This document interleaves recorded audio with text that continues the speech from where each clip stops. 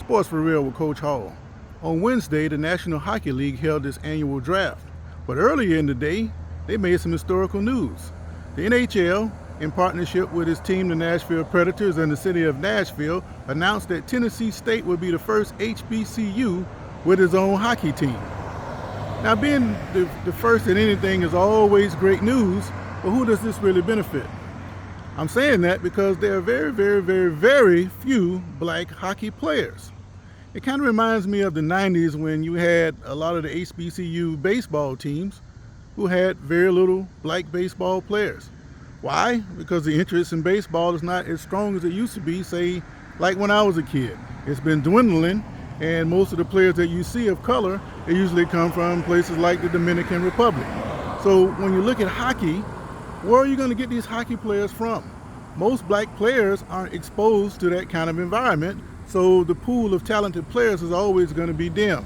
But there's a bright, shining light in the midst of all this, because there are some hockey players out there. There are at least 13 black women college hockey players spread throughout the nation, and on top of that, they even have one black coach. Kelsey Kozer is the head coach of Arcadia University and has been so for a few years now. And she used to be a great player herself, I believe, at the University of Princeton.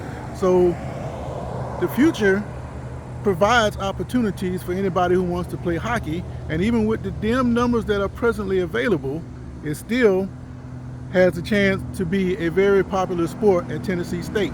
So initially what you're going to find, you're going to have mostly white players, probably from Canada.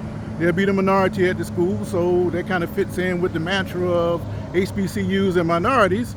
But as Tennessee opens up rinks and introduces the sport and it starts to spread, then you start to see more and more black players playing hockey. On top of that, I have to mention this. Back in 2018, they did have one black player. His name was Jordan Greenway, and he turned out to make the 2018 Winter Olympic team as a player for Boston University.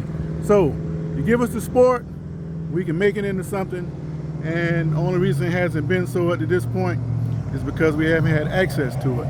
But look out for black college players playing hockey in the future. Sports for Real.